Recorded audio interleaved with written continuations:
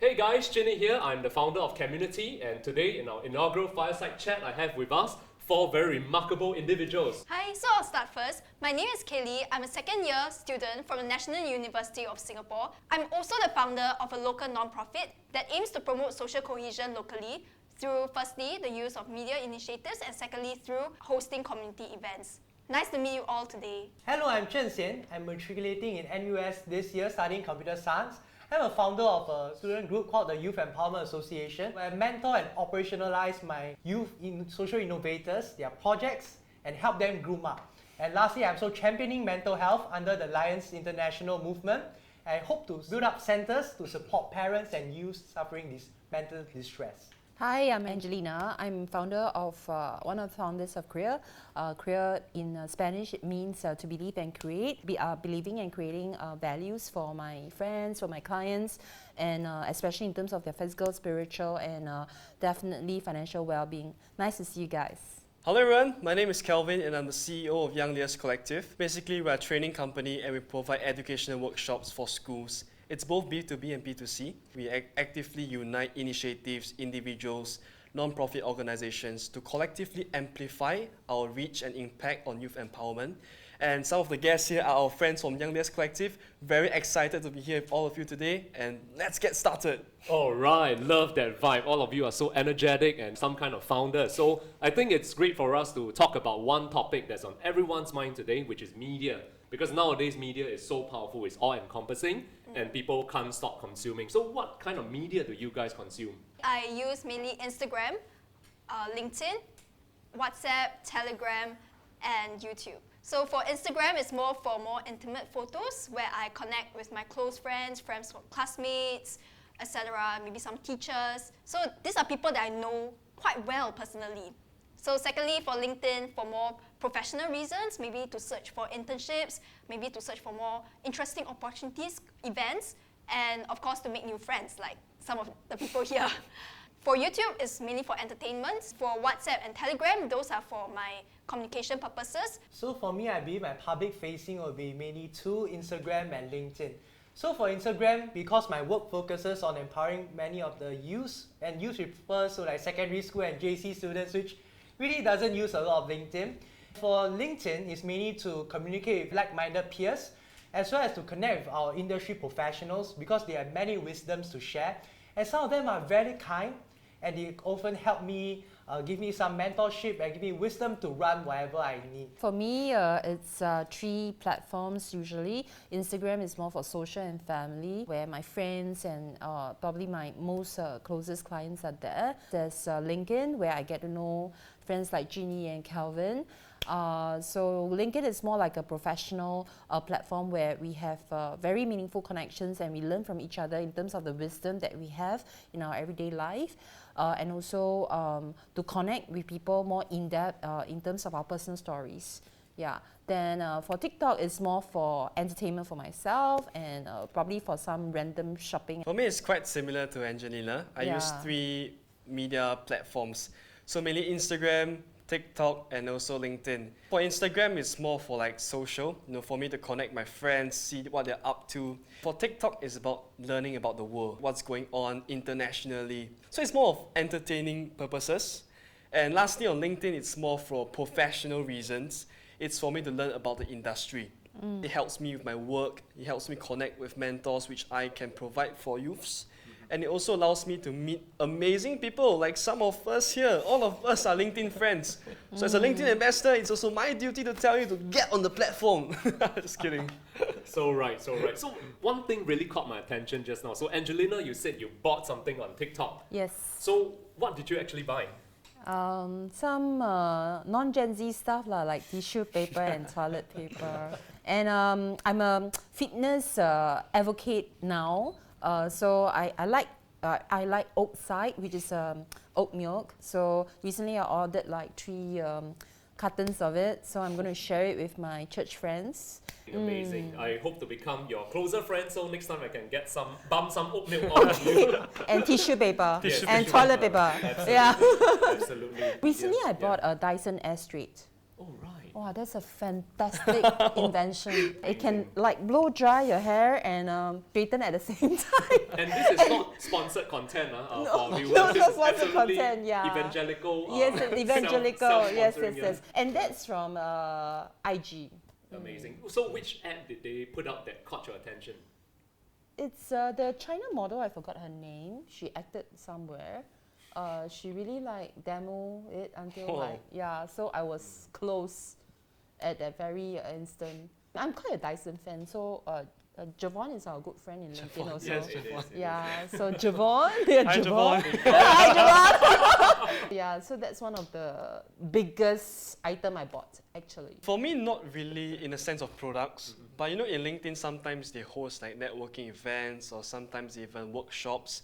Of course, that's something that I've spent money on. I think it's not a big amount, maybe like $10, $15. I think that's something that I don't do in other platforms. Like usually you don't do that off Instagram or other, you know, platforms. But for LinkedIn, because you can really know what the person's up to, what the event is all about, and you can even see who's going, right?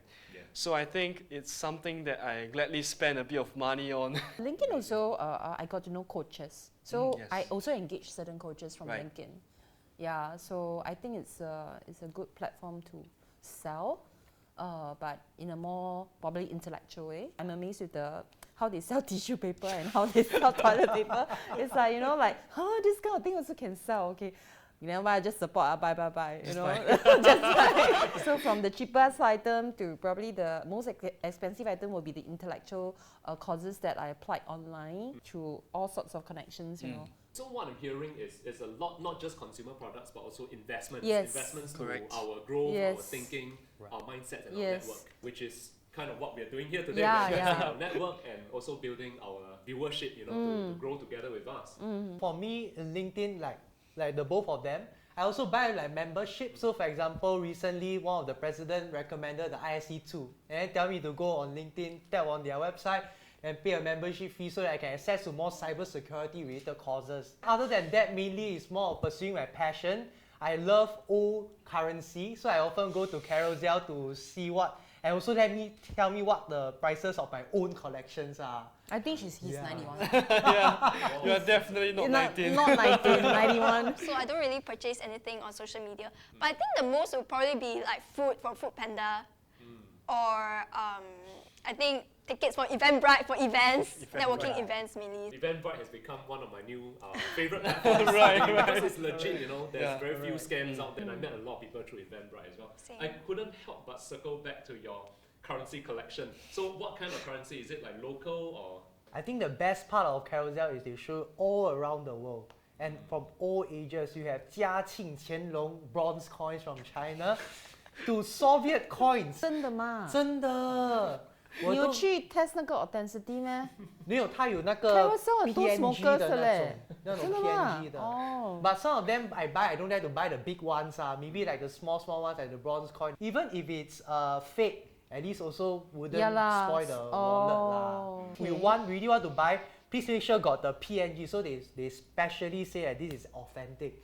You can see the serial number. That one then you can buy. Amazing. What is the biggest ticket item in this currency collection that you have? I think one is a Yuan Shikai, the so-called the emperor of China that during the Republic era. So actually that one is from my grandmother, my maternal grandmother. So I think his uncle have brought it back to the city, and we have 2 silver coins out from it.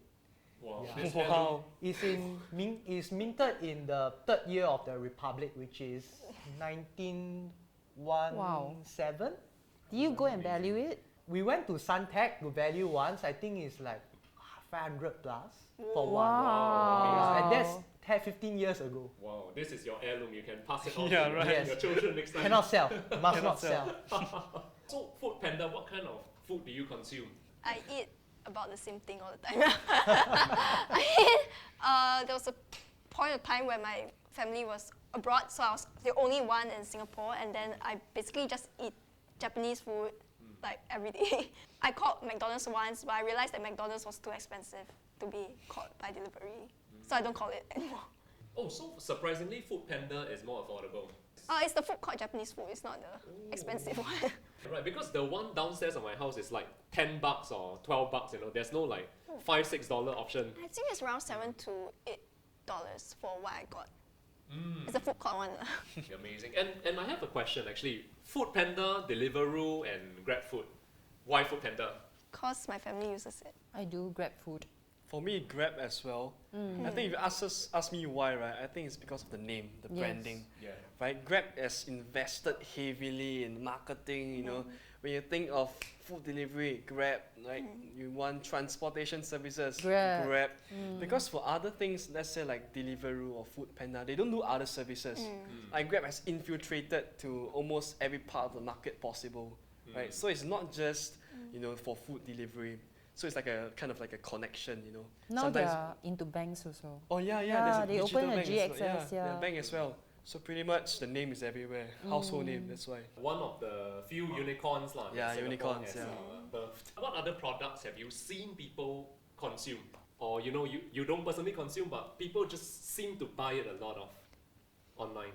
I think it's something very surprising because I follow a lot of art accounts on my Instagram. Like, my following is basically half like art or crafts. So I see a lot of people doing like small like Etsy like shops on Instagram. It's like they're kind of like showing off their work, their ceramics, their crocheting, their paintings. So to me it's really interesting because they keep posting. So I assume that there are people to buy. For me, because I'm in the community service space, so of course the things I see people buying is like merch sales. Yeah. Some of them raise charity, raise funding for our social service agencies like keychains, merch, t-shirts, and that's have been very popular among our school. Is it like coasters, cups, hats? All sorts of things. Some of them even design themselves. For example, they have a tote bag, Yeah. and to make it more personal, they actually tell their volunteers to go and design themselves, and then maybe sell it away at a higher price. As content creators, right? What do you think is the secret to building a strong brand on social media? Yeah, I think the secret to creating a strong brand stems from two key things. Firstly, storytelling. Secondly, connecting with your audience. And both of these points are kind of like linked. So storytelling is effective to build a personal brand because it evokes emotions, right? Be it pleasant or non-pleasant experiences or emotions. It allows you to connect deeper with your audience.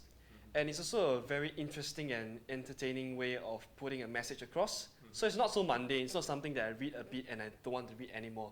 And at the same time, while reading content, I can learn more about that person because he's kind of like putting more information about himself, his life, into the content he wants to put out. When I first started my Instagram, I'm quite active in Instagram.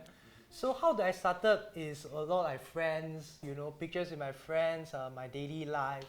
But when I started to do a lot of community work, social innovation, actually how my Instagram touched people, actually I started to reflect on myself and my experiences studying, my exam stress, and I try to share with my peers, you know, how I overcome them, how I suffered, and I tell them, no, it's okay, just carry on.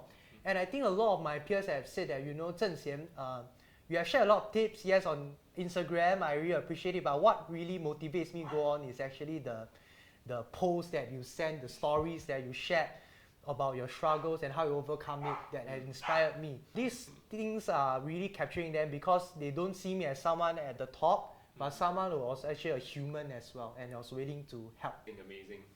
By the way, our mascot and community leader is agreeing with you. That is Onyx, our in-house dog. So yeah, you hear him barking in the background. He's actually just outside our studio. What about yourself, Kaylee? What kind of creating tips on social media? I don't really call myself a very creative person. In fact, I recently just consulted Kelvin here for content creation tips. So I'm actually trying to figure it out myself. But what I learned, or what I feel like it's there from what I look from the content creators that I follow on LinkedIn, is that they tend to share content that is they think is useful to their audience, and it's quite directed to what they believe in and to their personal stories.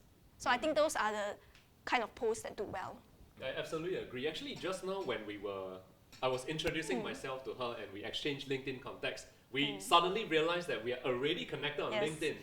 So what was it about my profile that compelled you to read it? I saw a post that you and him did. Office move. Awesome, man. Office move. So I saw, then I clicked into your profile. So this guy is cool. And just, I mentored teams to go to National Youth Council before.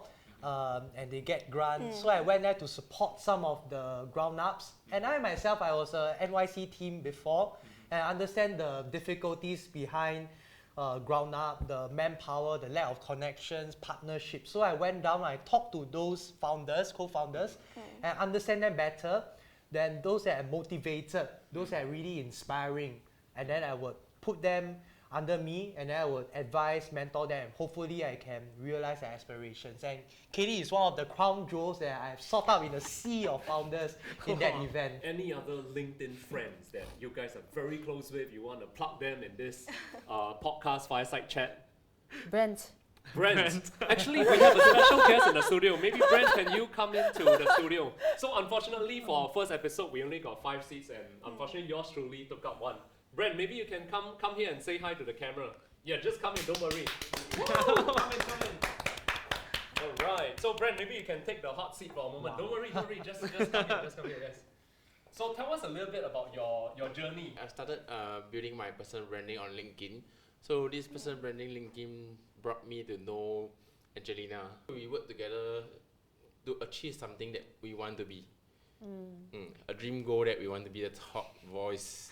And I think you're well on your way. You know, we have a few top voice potential, top community voices already, but hopefully we get the blue badge as well at some point, right? Cool. Any tips that you guys want to share with your audience or viewers for today? I think I like what Calvin mentioned during our first gathering at Spitza. I was asking him, you know, like, you're so young, where do you think of all these stories? Like, maybe if I'm like 50, then I got 50 times 365 stories to write. He actually said something. She said, if you write as if you're talking, it will come out. Right, you mentioned something like that. Example, these 2 young people, you know, like, they talk so eloquently. If you can translate that into words, it's a LinkedIn story. It's something that speaks of you. It's something that speaks of your personality. It's something to speak of your personal brand. And regardless of your age, you know, we talk about inclusivity. We were talking about it. So there's no gender inclusivity. There's no age inclusivity in LinkedIn. That's the power of media, I feel. Wherever platforms that we are in, we can adopt that kind of concept and just be real about what you say, what you write. It will just flow out. Regardless of the many rejections that he has, he continues to connect, he continues to build relationships. And I think as a budding creator or a very successful creator, he's doing a good job. The top voice is just a vanity, but it's a very good encouragement for all of us, right? Definitely. You know, like when we got a badge, it's like, yay! Nice to have. You know, but no money. Right. No money. I think that's something that I really treasure about this community. So I guess I don't consider myself a very big influencer or whatever, but I do think I'm one of the OG young creators on this platform. Like when I was writing on LinkedIn, there were like, you know, youngsters around. It was a bit lonely, but you know, you find a way out. I started writing on LinkedIn when I was in the army, right? I'd like to share a quote with all of you, like, you know, fear kills more dreams than failure ever will. Sometimes we let our fear of judgment stop us from trying new things. Back when I was in 19 years old, I was like, who is going to listen to this 19-year-old talk about, you know, his life dreams or whatever? But, you know, when I first posted it, then I realized actually, got people actually interested one. So it's about finding your own tribe in this platform, your own community, right?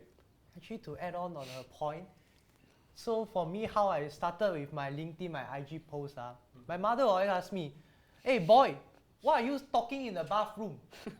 Then why every time you finish bathroom, you go to the handphone quickly type speech already? And that's how I write genuinely. It's really true speech. I totally agree with Bathroom. Yeah. You should try it.